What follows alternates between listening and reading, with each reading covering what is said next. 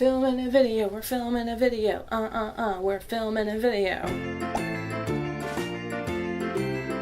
Hello fellow dabblers, I'm Jess Wagstrom and I make videos about all sorts of hobbies and skills to encourage you to embrace the suck and try new things. Today we are dabbling in Etsy, specifically how to get 5-star Etsy reviews. That's right, I'm finally making another dang Etsy video. I've recently reopened my hula hoop shop on Etsy and since then I've just been getting back into like the nitty gritty and all the little things that make it work, and I want to share them with you. Reviews are a really great way to encourage trust in people when they are buying from your shop. They go to the reviews, they see that other people have bought the thing from you, they're like, oh, I want the thing too because that person said thing good.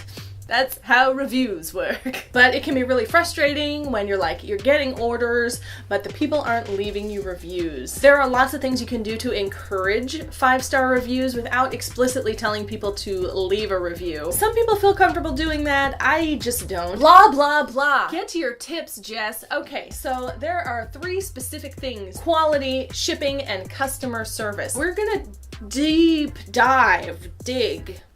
This is digging, it's not swimming. We're gonna deep dive into these 3 things and I'm gonna give you my top 12 tips. There's 12 of them, that's a big list, for how to get 5-star reviews, how to encourage 5-star reviews without explicitly asking for 5-star reviews. Let's start with quality, the quality of your products. Tip number 1, manage your customers' expectations when it comes to quality. Obviously, you wanna be putting out the best possible products that you can, but you don't want to overpromise and underdeliver. You'll be hearing that a lot. If you give the customer exactly what they're expecting quality-wise, they're going to be more inclined to leave a review. So make sure your listing covers everything about your product. Make sure your photos are clear. Make sure your customer knows what size the product is going to be, what color it's going to be, and if there's going to be any variance in quality, be sure to mention that in the listing. I made a video that will show up in a card somewhere, I'm sure, describing the best pictures you can take, like what pictures you should take of your items so that customers will have a good idea of what to expect. So feeding off of that, tip number 2 is to constantly be improving your products and your listings. So if you notice that you're getting feedback like, oh, I thought this was gonna be way bigger than it was, or oh, I thought it would have this feature but it doesn't, pay attention to that stuff. Include something that covers that so that a future customer won't have that same reaction. And also just improve your products. Like maybe a customer wanted it to do something that it can't do, but you could easily add that. Like maybe they bought some gloves and they were hoping that it would have like a finger flap and you could easily like bang one out to add it. Something like that. So either adjust your listings to manage your customer expectations or adjust your product to manage customer expectations. But always be paying attention to what your customers are saying. 3, be clear about your niche. And this is something that I say as a person who took 5 years and then a year away from Etsy to figure out what my niche was. But if you can drill down into the types of people you like selling your products to, and then the stuff that you like to make and who's buying those products, and kind of just get all that into one happy little ball of nichdom, it can really help because then you've got the right people buying the products you enjoy making. So for example, I sell hula hoops and I have condensed my niche to specifically adult beginner plus size hula hoops. I don't make little tiny hula hoops for kids. I don't make little tiny like performance hoops. I just make big, bulky beginner hoops. That's what I like making, and those are the people I like selling hoops to. So that has helped significantly in my customer transactions. Step 4 for quality is to consider your packaging. People really enjoy opening something fun, especially when it's coming from Etsy. So your packaging is the perfect opportunity to leave a good experience in your customer's mind. If they had a great time opening your package, then they might just head straight to leave you a review like, what a fun time I had opening this, 5 stars. For full disclosure, packaging is not my strong suit, but I recently stumbled across an amazing video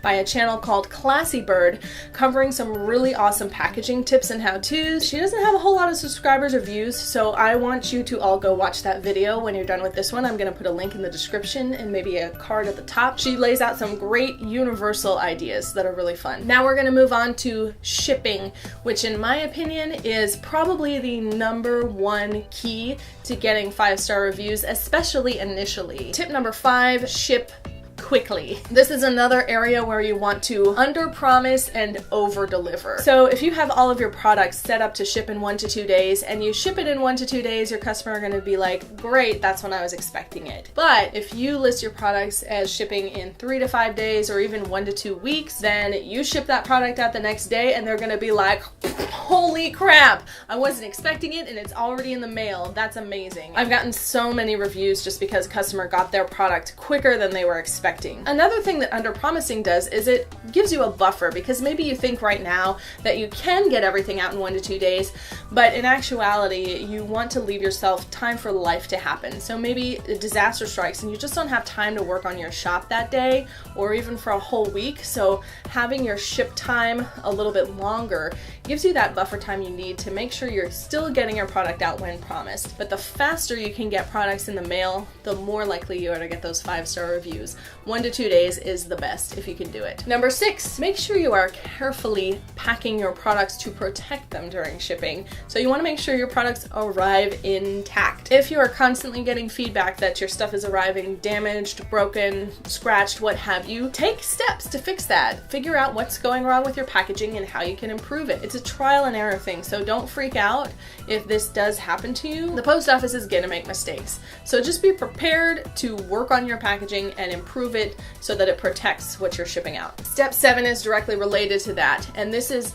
important. Respond immediately to shipping issues and respond well. The post office is not perfect. I ship in America and I ship all of my products USPS, United States Postal Service. It is not perfect. It does the job like 98% of the time, and then that other 2%, I've got damaged products, I've got products that sit in the post office never moving for who knows how long, I've got products that get lost. It happens. Cover your butt, number 1. Ship everything with insurance, especially international packaging. It's only a few extra bucks and it's gonna save you a lot of grief and pain. Number 2, if a customer contacts you and says, I expected my product at this time, it says it's shipped but it hasn't gotten to me, or it came to me damaged, don't get defensive and be like, hey man, that's not on me, that's on the post office, because technically it is on the post office. Do I have lipstick on my teeth? I didn't even think to check that. But it's gonna look so good on you as a shop to help the customer with that. Especially by the time you've shipped a gazillion things, you're gonna have more experience with the post office than they are. So if they get their product damaged,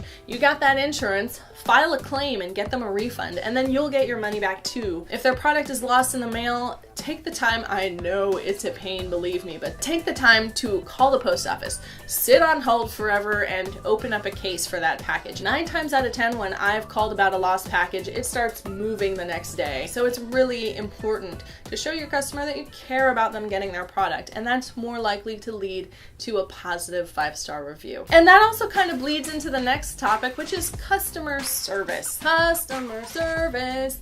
La la la la la. And in my opinion, it's one of the easiest ways to create a positive experience. Etsy is a place where people expect to be talking to people and not giant corporations. I'm getting into my tips. Let's just get started. Tip number 8, respond promptly and thoroughly and thoughtfully to all questions. I have a full-time job. You might have a lot going on in your life, but take the time to check your Etsy combos daily and respond as quickly as possible. Respond at least within 24 hours, reply right away if you can. Because people really appreciate when you are willing to spend time on them. It's not always going to result in a sale, but it's more likely to result in a sale if you take that time. And then they're more likely to leave a positive review about that, because they might be sending out messages to other Etsy sellers and getting radio silence, and then you're the one that took the time to really take them through the process step by step and hold their hand. Tip number 9, make customers feel comfortable enough to ask you anything. People don't like to bother other people, so I always end my convos by saying, feel free to ask any other questions you might have. This can kind of be a pain because you might start noticing the same questions being asked over and over and over again, and it can get annoying, especially if the answers to those questions are in your listing and you're like, man, why didn't you just read the friggin' listing? By the way,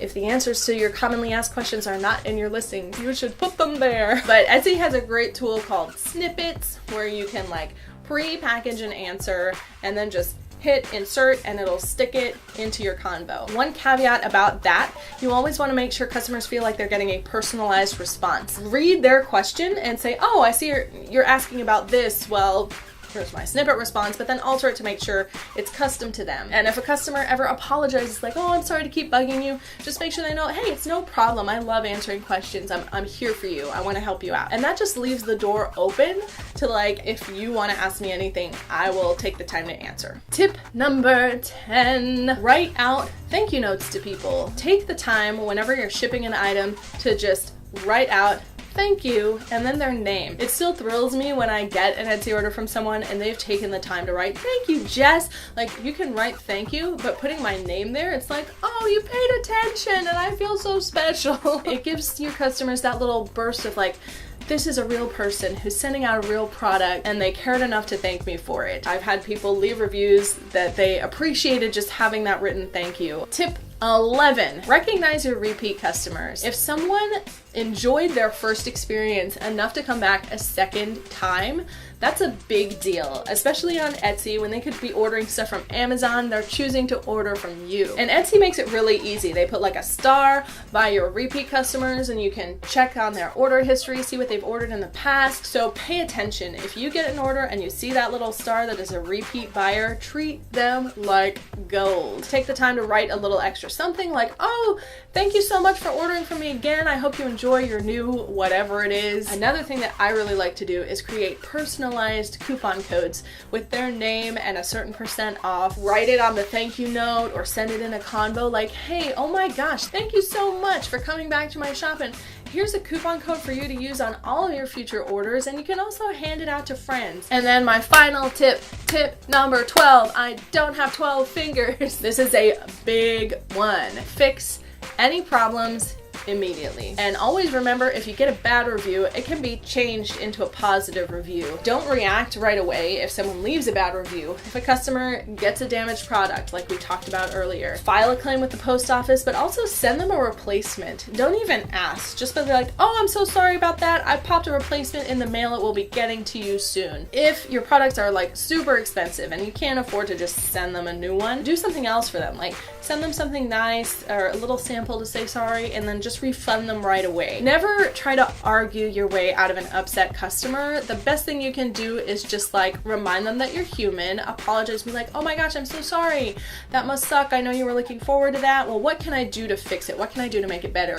And just saying something like that is going to disarm most people that come at you aggressively, because people are used to working with corporations who don't give a crap that their stuff is broken. And you just want to remind them, no, I'm a person who is trying to do my best, and I'm not trying to rip you off or scam you. I want you to have the best experience. 9 times out of 10, they'll be like, whoa, I was being really defensive. This person really does just want to help, so I'm going to be nicer and we'll work this out. And if you solve their problems quickly, if you respond quickly, if you over-deliver, they're going to leave a 5-star review or change their negative review into a positive one. So just always, always, always under-promise and over-deliver everywhere, in your listings, in your shipping, and in your customer service. You want to give your customer every opportunity to feel positive about you and your product. That's it. That is all 12 of my tips for getting 5-star reviews on Etsy. I hope you found them helpful. If you have any questions or want to add any of your own tips, please leave them in the comments.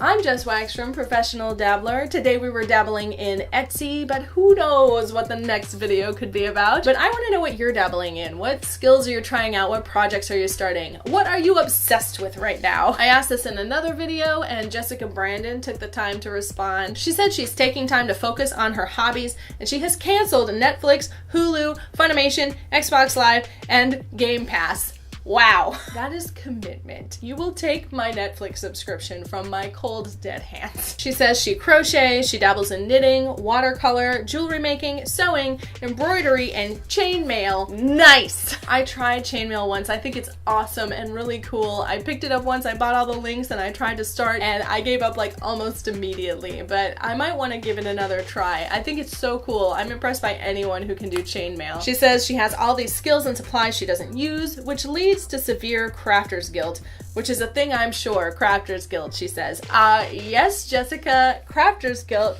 is a real thing, and I think anyone who dabbles in crafts or anything knows this feeling of just like buying a whole bunch of stuff and then never using it, or starting a project and never finishing it. I could make a whole video about my crafter's guilt, but good luck. I think it's super hardcore of you to give up your subscriptions in favor of crafting. Let me know how that goes. That's amazing. I would also like to thank my patrons for being such amazing, awesome people. I'm gonna put their names in the here-ish space somewhere. If you would like to support me on Patreon, there's a link in the description. I do have a perk where I will actually go to your Etsy shop and like help you, critique you, give you tips and advice, so check that out if you're interested. Thank you so much for watching today, guys. I hope you are having a beautiful day, and I will see you the next time I make a video. Goodbye!